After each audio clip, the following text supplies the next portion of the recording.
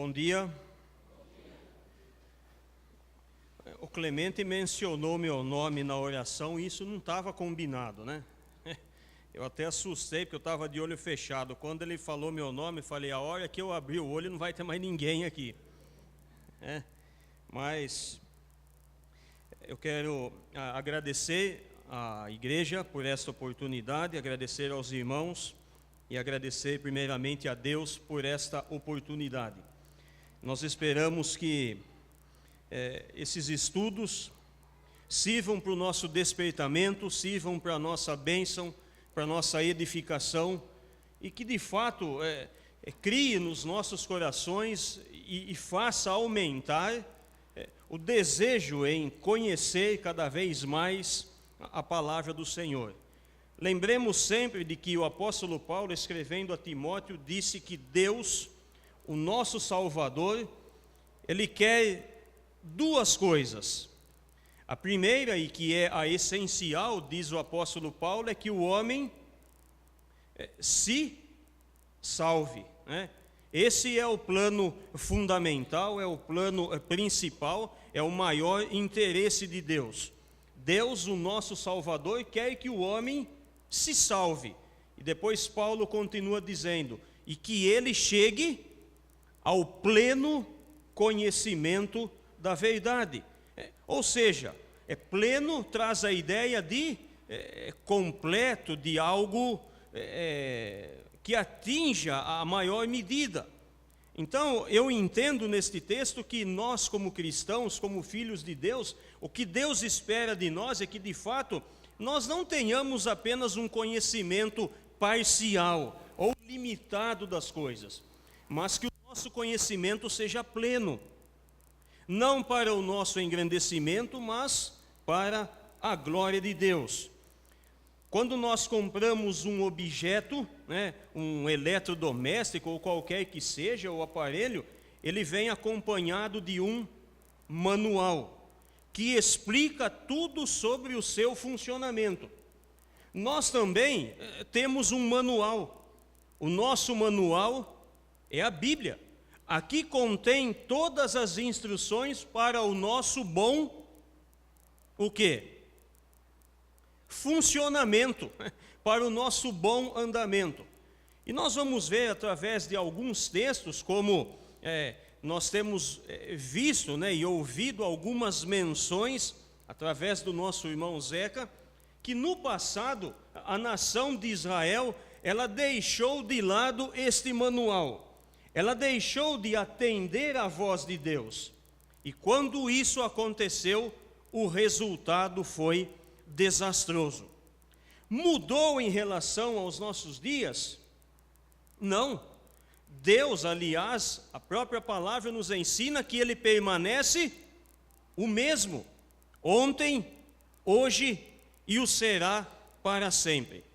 Deus tem planos para as nossas vidas, e o aconselhamento dele é que nós estejamos examinando a sua palavra para, como disse o apóstolo, descobrir qual seja a boa e perfeita vontade de Deus. E como é que nós vamos conhecer? Como é que vamos saber qual é a vontade de Deus para as nossas vidas? Eu só conheço um jeito. Qual é? É o estudo da sua palavra.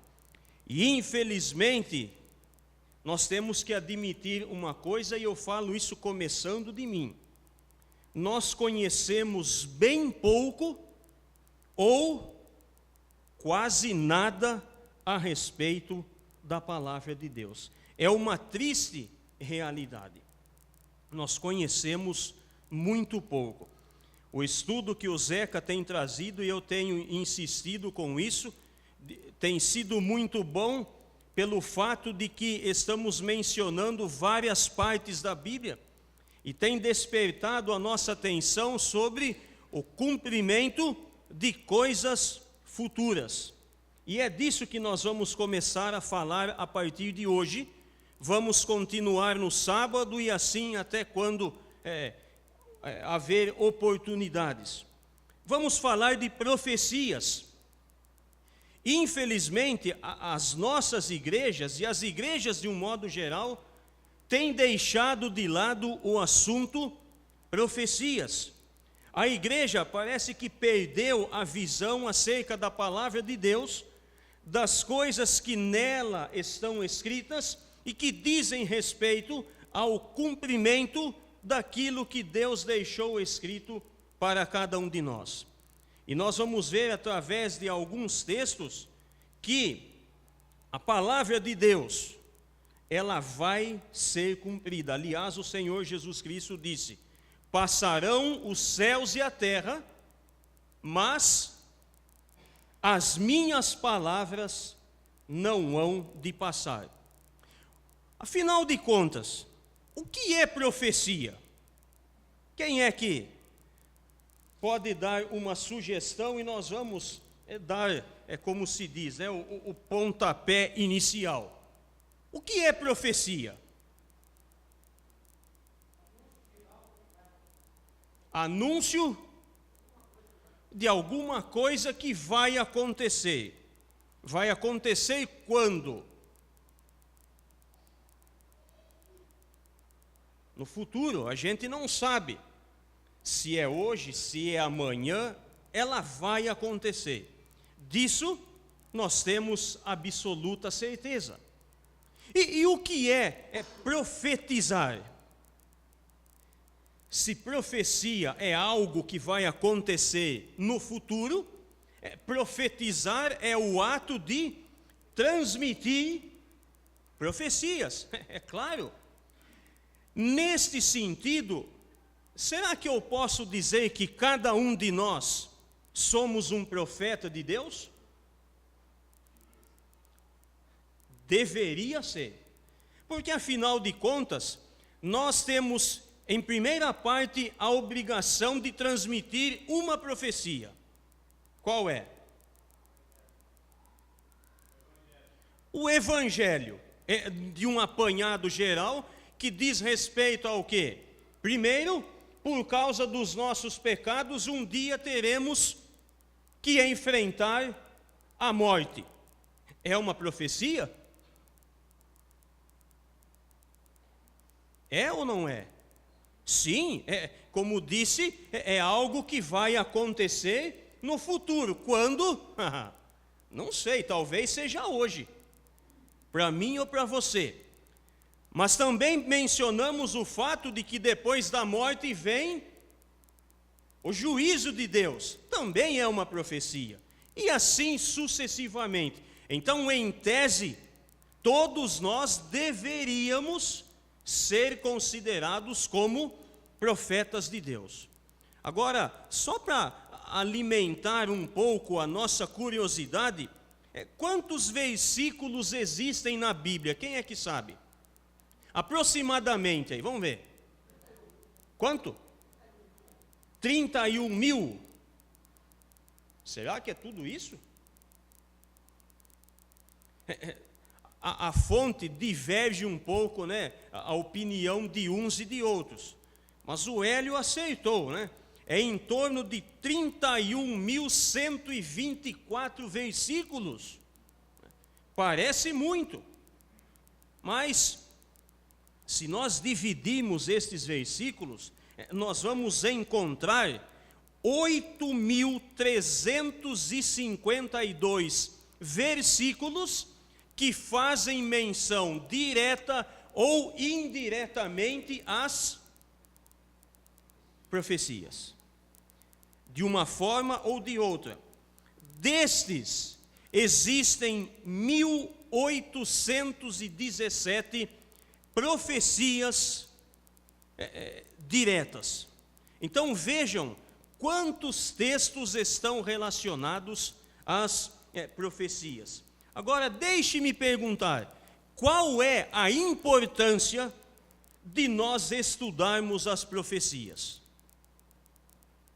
Se você não quiser responder, não tem importância, mas pense e responda para você mesmo, qual é a importância? E se alguém quiser responder, eu vou apreciar. Qual é a importância de estudarmos as profecias?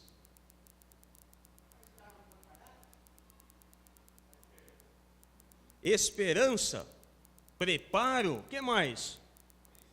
Conhecimento, curiosidade. Aí não, né? Especulações? Também não. Mas, afinal de contas, por que Deus se utilizou dos profetas, que eram aqueles no passado que tinham a missão de transmitir a mensagem de Deus para os homens? Os profetas eram aqueles, isso falando do passado, eram homens que se colocavam entre os homens e Deus, para transmitir recados da parte de Deus aos homens. Era assim que funcionava. Agora, qual é a importância de nós estudarmos? É interessante que um escritor disse que o estudo das profecias nos fazem cristãos mais qualificados, mais capacitados e mais ativos e mais convictos de que Deus sempre cumpre aquilo que Ele prometeu. E conforme nós já ouvimos, o Zeca disse isso algumas vezes, a palavra final é de quem? É dele. E quando nós estudamos as profecias, nós vemos que de fato a palavra final sempre foi dele. Ele disse, e conforme ele disse, cumpriu-se exatamente. Agora, é interessante que tudo isso que nós vemos na palavra de Deus, falando dos profetas, muitas vezes as pessoas pensam, mas eles falavam de acordo com as necessidades, eles falavam de acordo com o seu ponto de vista, eles falavam as suas próprias conclusões. Será que isso é verdade? Alguém, por favor, abra na segunda epístola de Pedro, no capítulo 1, verso 20 e verso 21. 2 Pedro, capítulo 1, verso 20 e verso 21.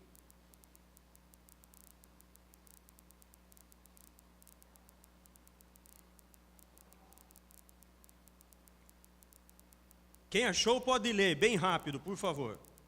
Porque a profecia nunca foi produzida por vontade de homem algum, mas os homens santos de Deus falaram inspirados pelo Espírito Santo.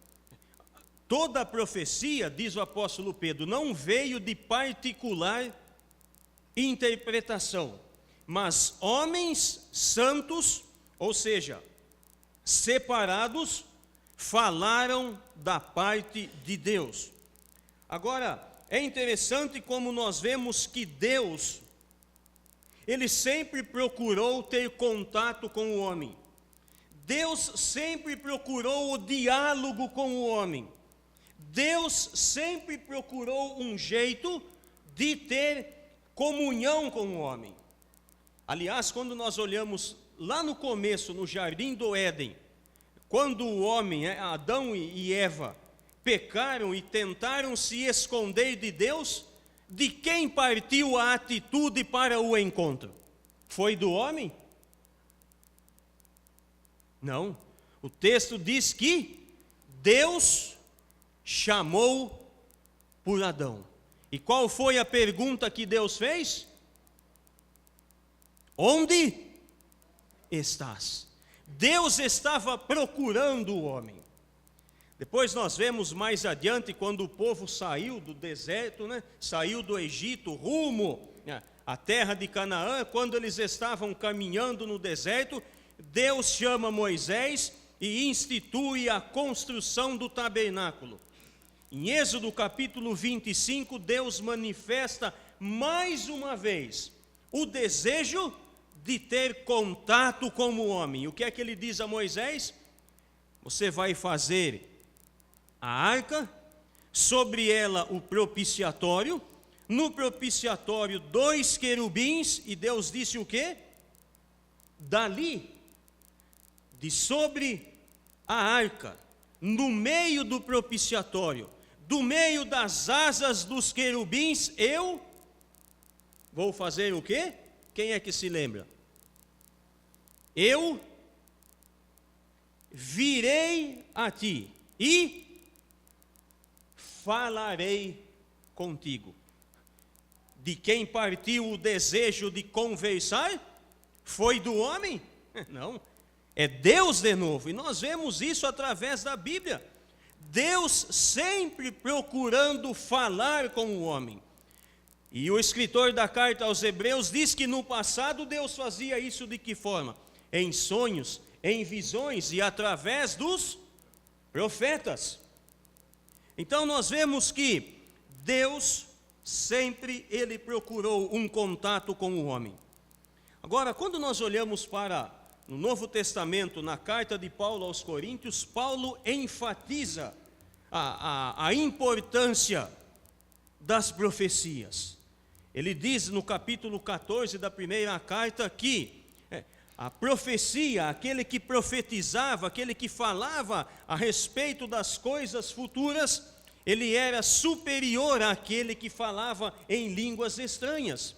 A não ser que houvesse intérprete, aquele que profetizava trazia edificação para a igreja. Então nós podemos entender que as profecias têm como um objetivo principal fazer o quê? Edificar. Vocês se lembram quando Paulo escreveu aos Tessalonicenses falando sobre o dia do Senhor e falando sobre a ressurreição dos mortos? O que foi que Paulo disse? Portanto, consolai-vos uns aos outros com estas palavras. Serve para a nossa edificação, para o nosso consolo, para o nosso ensino, para a nossa exortação. Agora, é muito interessante que o mesmo apóstolo Paulo, escrevendo aos Tessalonicenses, lá no capítulo 5, da primeira carta, no conhecido capítulo que nós sempre mencionamos, o verso 17, 1 Tessalonicenses 5 e 17, quem é que se lembra? Orai sem cessar. Neste mesmo capítulo, no verso anterior, ele diz: não desprezeis as profecias. É uma advertência. Não desprezem as profecias. E sabe, irmãos, a gente tem vivido dias de confusão, dias de agitação, dias de correria. O nosso envolvimento com as coisas do mundo, mesmo às vezes contra a nossa vontade, tomou proporções grandiosas. Nós estamos envolvidos demais com o mundo, seja no estudo, seja no trabalho, seja no nosso dia a dia. E o Senhor Jesus Cristo, no Evangelho de Lucas, ele disse: cuidado, porque o envolvimento com o mundo pode acontecer que aquele dia vos apanhe de que forma? Desapercebidos. Cuidado, o Senhor disse, que o envolvimento demais com o mundo pode acontecer que aquele dia vos pegue desapercebidos. E o mesmo Paulo reforça essa ideia escrevendo aos Tessalonicenses, dizendo: vós, porém, sois justos, para que aquele dia não vos apanhe de surpresa. O que eu quero dizer com isso é que o nosso envolvimento com este mundo em si está tirando o nosso foco daquilo que deveria ser a nossa preocupação principal, a volta do Senhor Jesus Cristo. E por que o Senhor disse aquilo e Paulo também reforça? Porque o Senhor prometeu voltar, e Ele vai voltar, porque, como eu disse, Ele reforçou isso dizendo: passarão os céus e a terra, mas as minhas palavras não hão de passar. e Ele vai voltar. Mas o que está acontecendo em nossos dias, que nós estamos vivendo de uma forma tão alienada, que quando este acontecimento se der, pode ser que aconteça como disse o Senhor, nos apanhe de surpresa. Puxa, e não há de ver que ele voltou mesmo? O apóstolo Pedro também fez uma advertência dizendo que nos últimos dias muitos vão dizer: onde está a promessa da sua volta? Porque desde que tudo foi escrito, tudo foi dito, as coisas permanecem como estão. E sabe, um texto que muitas vezes é mal aplicado, é quando a gente fala assim, a gente tem que vigiar, porque nós sabemos que a volta do Senhor Jesus Cristo, Ele vai vir como o ladrão da noite. Você já disse isso algumas vezes? Mas pense direito no significado desta frase. O Senhor Jesus está dizendo que a sua vinda vai ser como o ladrão da noite, e ele diz o que depois? Se o pai de família soubesse a que hora viria o ladrão, ele vigiaria e não deixaria que roubassem a sua casa. Ou seja, o ladrão ataca sempre no elemento surpresa. Ou por acaso tem alguém aqui que um dia o ladrão ligou e disse: alô, aqui é o ladrão, hoje à noite eu vou na sua casa, fique esperto, hein? 2 ou 3 horas da manhã eu estou chegando. Ou como diz alguns aí, né? Pode ir na frente que eu estou chegando. Não. Então, se o pai de família soubesse, ele estaria vigiando. Quando o ladrão chegasse, isso não seria surpresa, porque ele está esperando.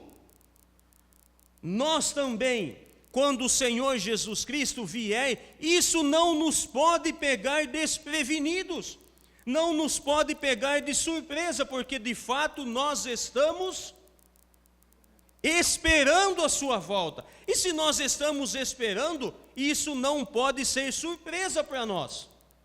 Agora, é interessante quando nós olhamos para o livro de Provérbios, capítulo 29, verso 18. Alguém leia, por favor, Provérbios 29 e verso 18. Que o nosso tempo, né, o Clemente adiantou o relógio hoje. Não havendo profecia, o povo, o que é que diz? Se corrompe. Não havendo profecias. Agora, vamos abrir no livro do profeta Jeremias, no capítulo 7 e verso 13. Jeremias capítulo 7 e verso 13. Preste atenção nessas palavras.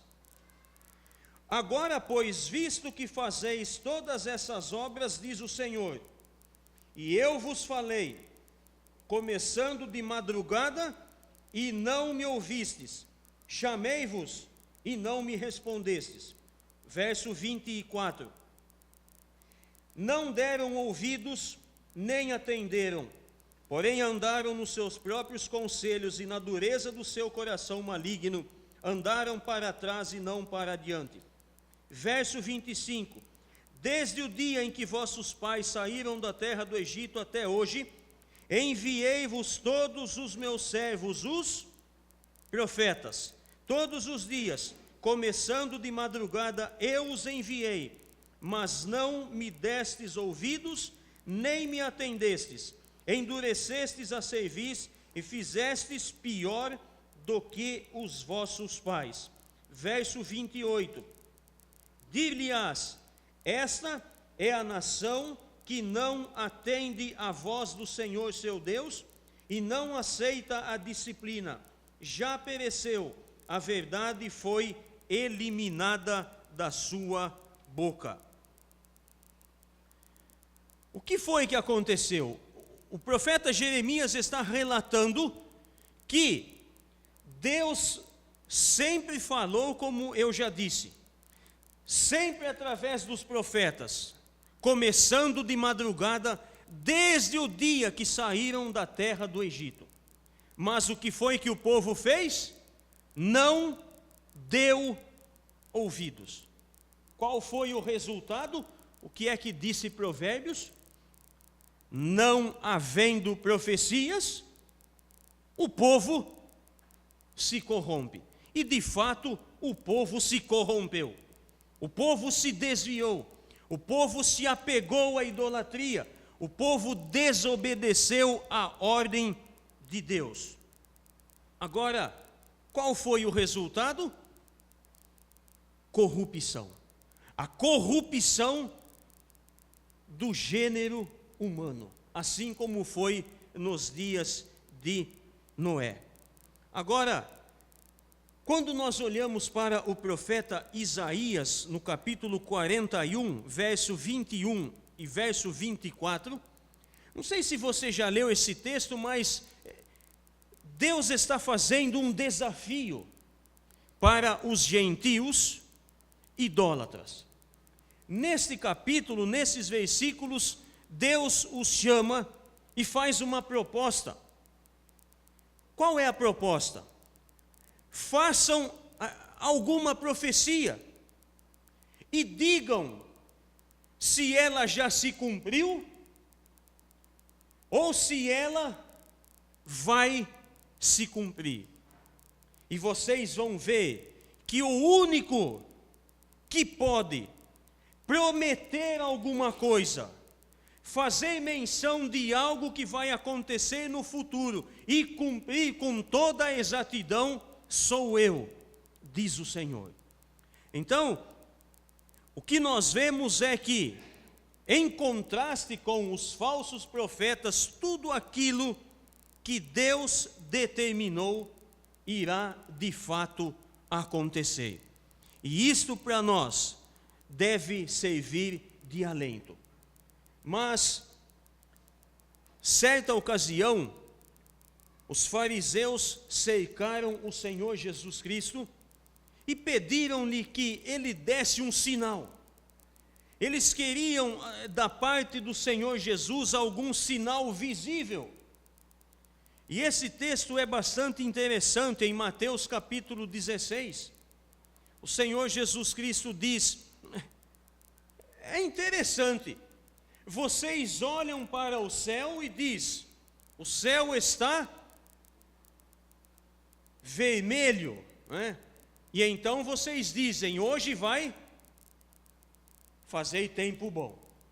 Depois vocês olham de novo e dizem, hoje o céu está um vermelho mais forte, uma outra tonalidade. Então vocês dizem, hoje vai chover.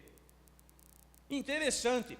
Vocês sabem distinguir os tempos, mas não sabem distinguir os sinais dos tempos. Em casa, e acontece isso todo dia. A Angélica, quando ela vai estender roupa no varal, ela chama o homem do tempo. Bem, vai chover?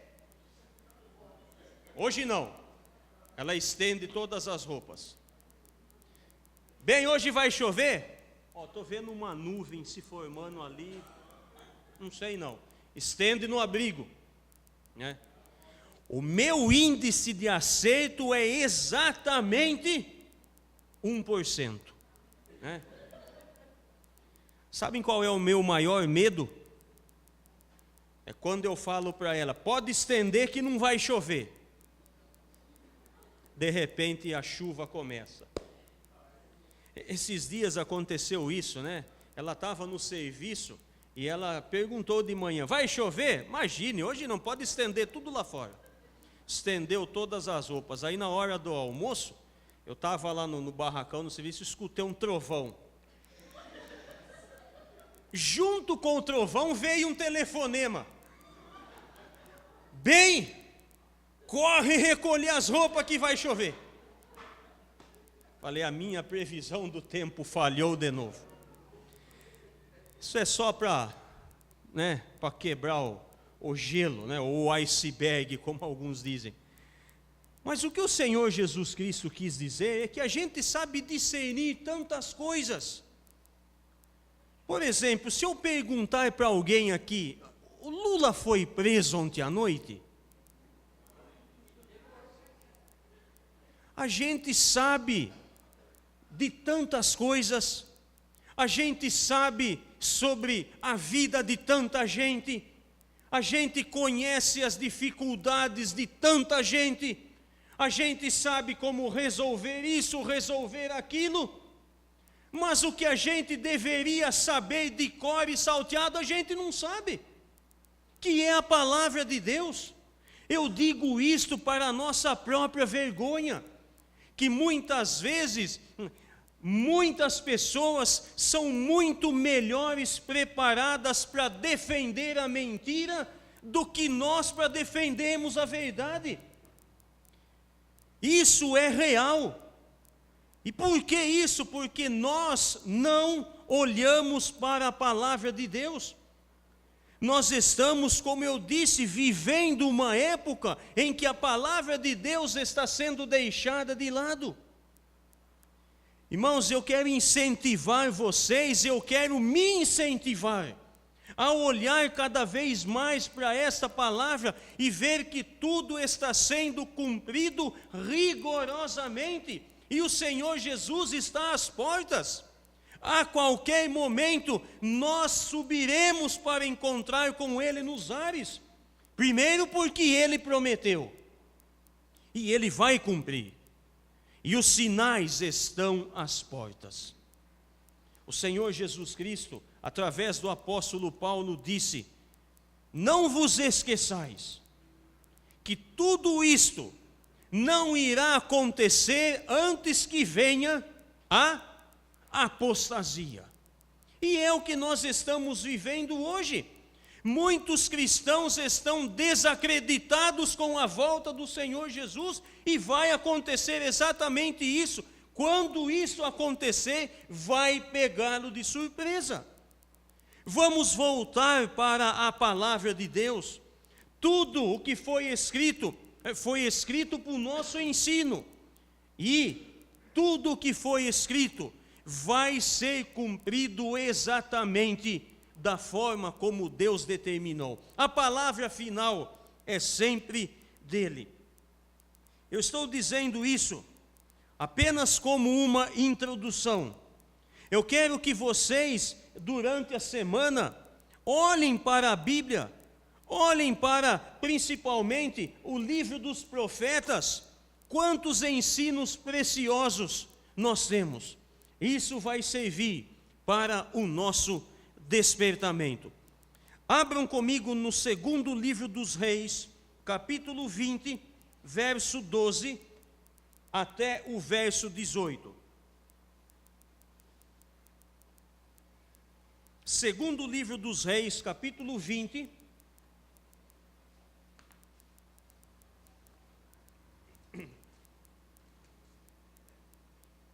verso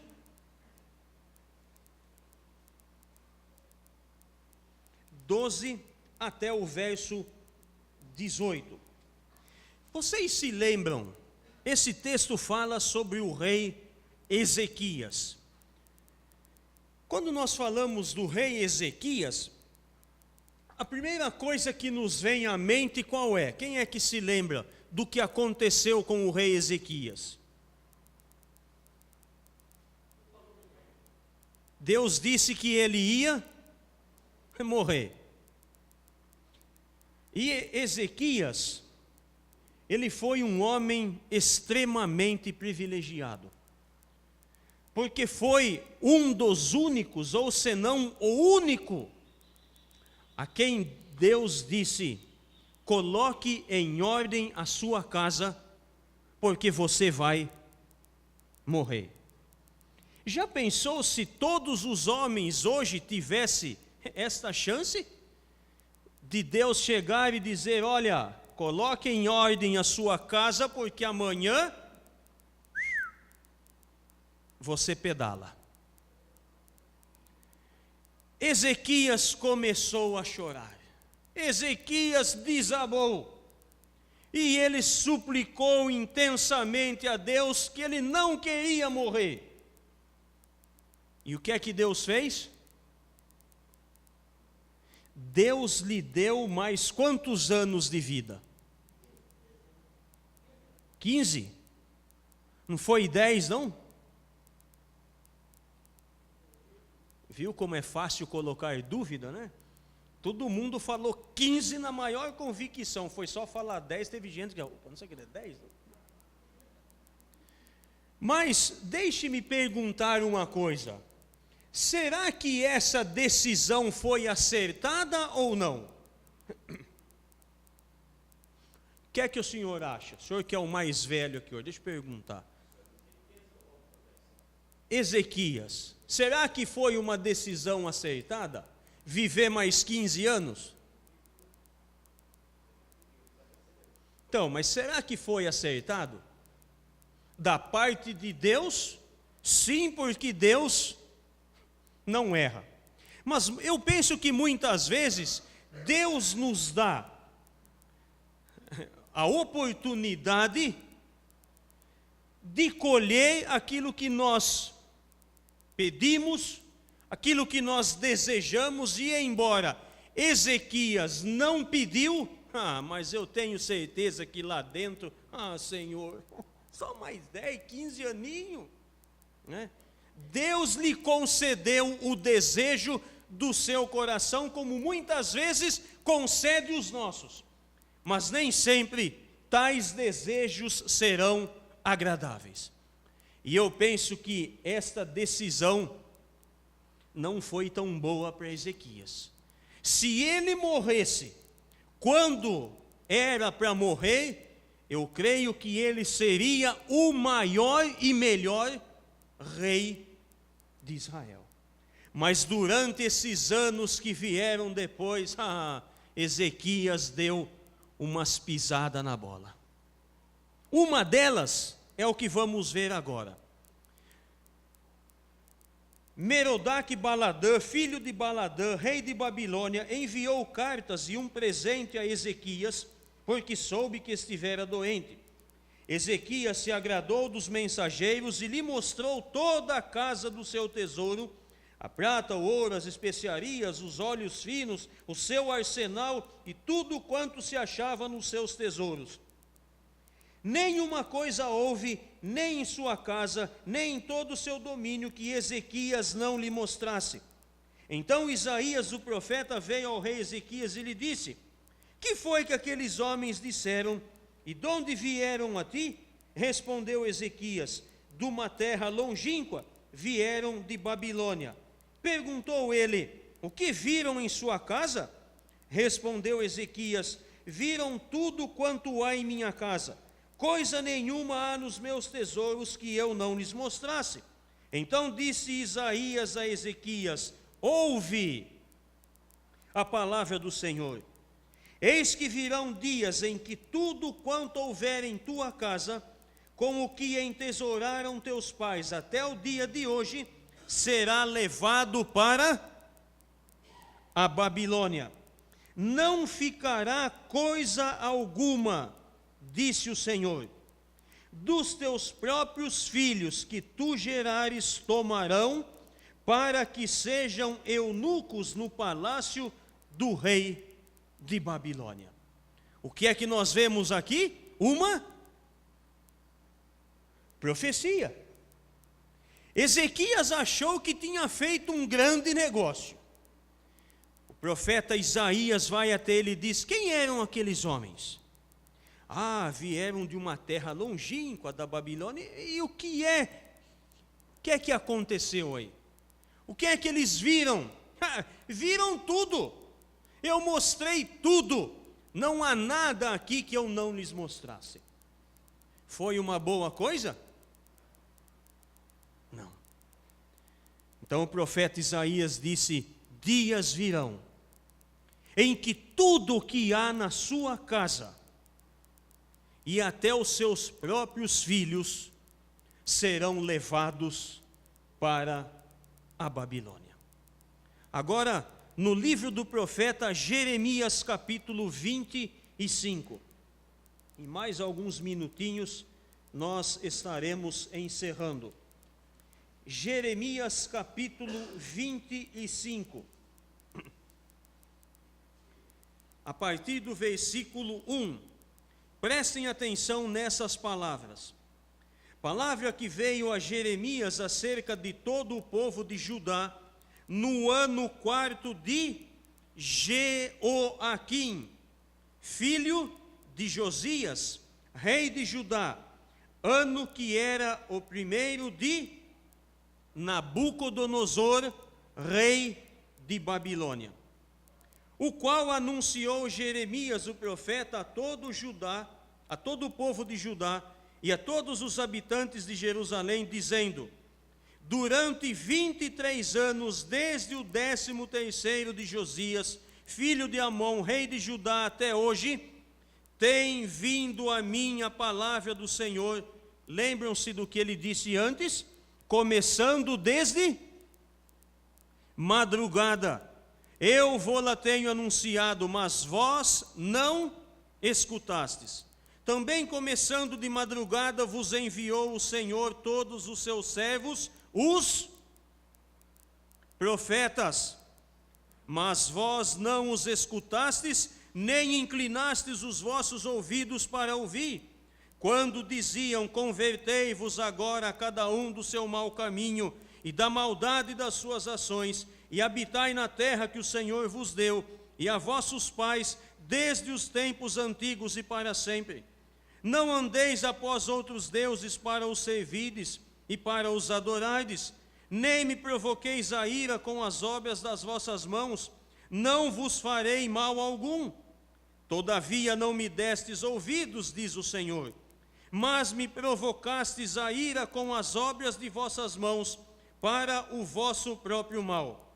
Portanto, assim diz o Senhor dos exércitos: visto que não escutastes as minhas palavras, eis que mandarei buscar todas as tribos do norte, diz o Senhor, como também a Nabucodonosor, rei de Babilônia, meu servo, e os trarei contra esta terra, contra os seus moradores e contra todas estas nações em redor, e os destruirei totalmente, e os porei por objeto de espanto e de assobio, e de ruínas perpétuas.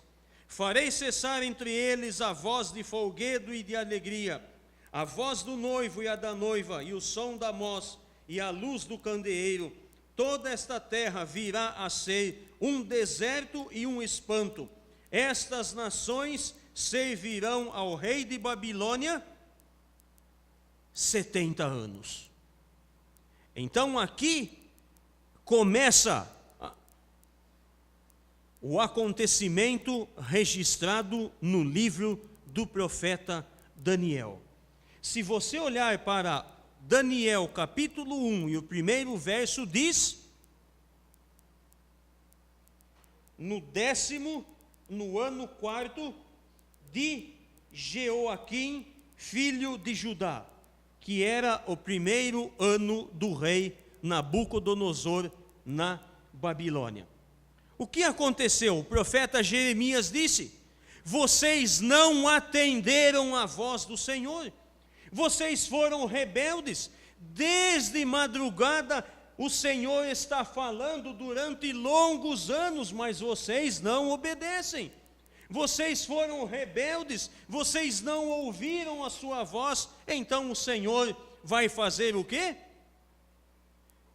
Vai cumprir aquilo que o profeta Isaías disse ao rei Ezequias: dias virão em que tudo quanto houver na sua casa será levado para a Babilônia, bem como os seus próprios filhos. Agora, olhem para o segundo livro dos Reis, capítulo 24.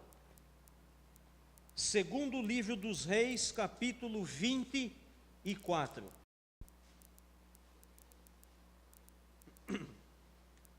verso 1. Nos dias de Jeoaquim, subiu Nabucodonosor, rei de Babilônia, contra ele, e ele por 3 anos ficou seu servo, então se rebelou contra ele. Verso 10. Naquele tempo subiram os servos de Nabucodonosor, rei de Babilônia, a Jerusalém, e a cidade foi cercada. É de comum acordo entre os historiadores que Jerusalém foi cercada e sitiada 2 ocasiões. A primeira delas no verso 1 do capítulo 24, que foi a conhecida Batalha de Carquemes. Depois do verso 10, quando Nabucodonosor, através do seu exército, sitiou novamente a cidade de Jerusalém. E desta ocasião é que se cumpriu totalmente aquilo que Isaías disse ao rei Ezequias. Olhem para o versículo 11. Nabucodonosor veio à cidade quando seus servos a sitiavam. Então subiu Joaquim, rei de Judá, a encontrar-se com o rei de Babilônia. Ele, sua mãe, seus servos, seus príncipes e seus oficiais, e o rei de Babilônia, no 8º ano do seu reinado, o levou cativo.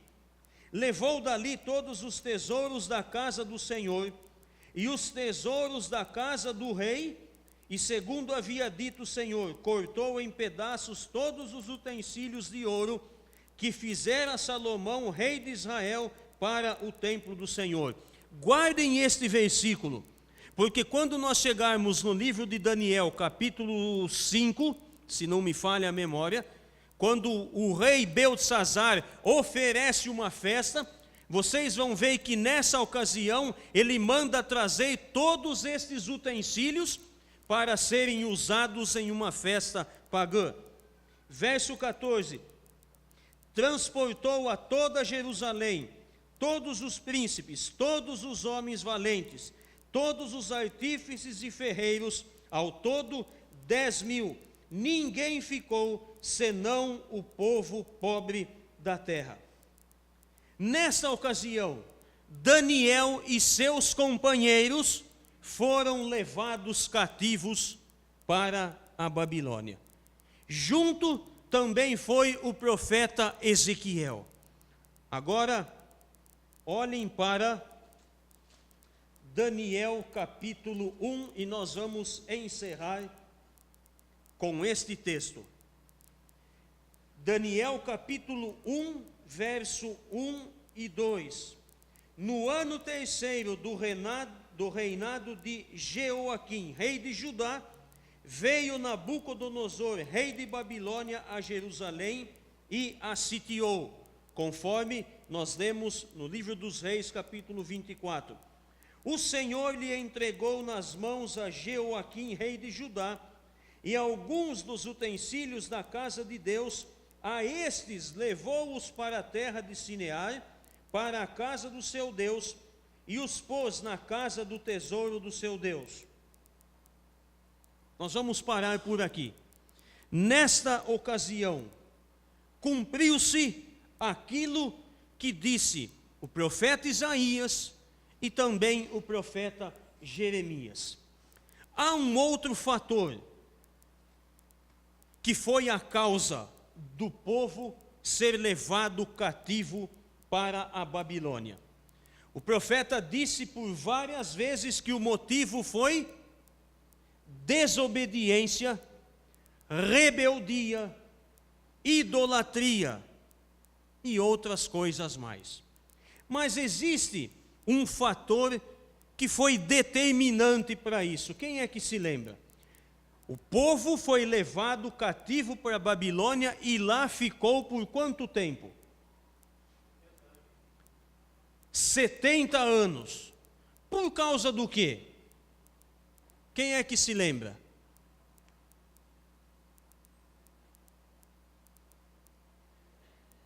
Tempo.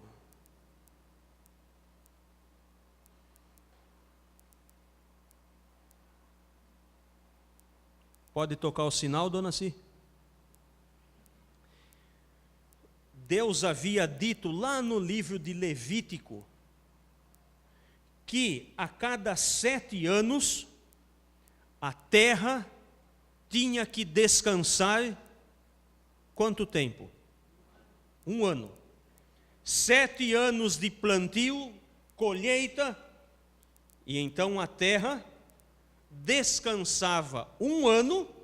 Neste 1 ano nada era semeado, nada era plantado e assim por diante. O que nascesse por livre e espontânea vontade deveria ser repartido entre os pobres. A cada 7 anos, 1 ano de descanso. Se a cada 7 anos tinha que deixar 1 ano, durante 490 anos, quanto tempo a terra tinha que descansar? Quem é bom de conta aí? 70 anos. A cada 7 anos, 1 ano de descanso. O que aconteceu foi simples.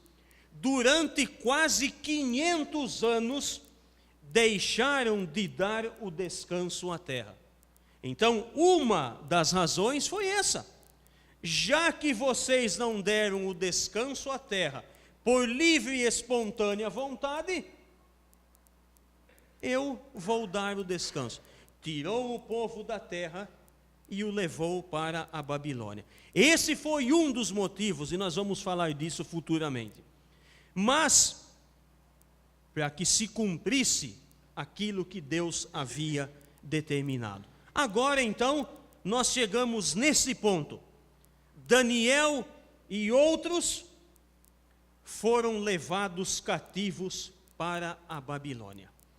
E nós vamos continuar, então, a partir do próximo sábado, o livro do profeta Daniel. Eu queria apenas fazer uma ressalva. Eu queria que vocês participassem. Leiam em casa, tragam informações. O que eu quero é que nós aprendamos juntos. Tem lições importantes para nós. No livro do profeta Daniel existem as maiores e mais importantes profecias que dizem respeito à era dos gentios, à era da igreja aqui nesse mundo. Que o Senhor nos abençoe. Orem por esses estudos. Nosso irmão Zeca vai estar dando continuidade. Nós vamos começar juntamente no sábado, fazendo um intervalo para o café. Todos estão convidados, intimados, convocados a estarem aqui para aprendermos mais da palavra de Deus. Que o Senhor nos abençoe, nos ajude, para que de fato possamos conhecer melhor, para servi-lo melhor e para glorificá-lo cada vez melhor. Que assim seja. Amém.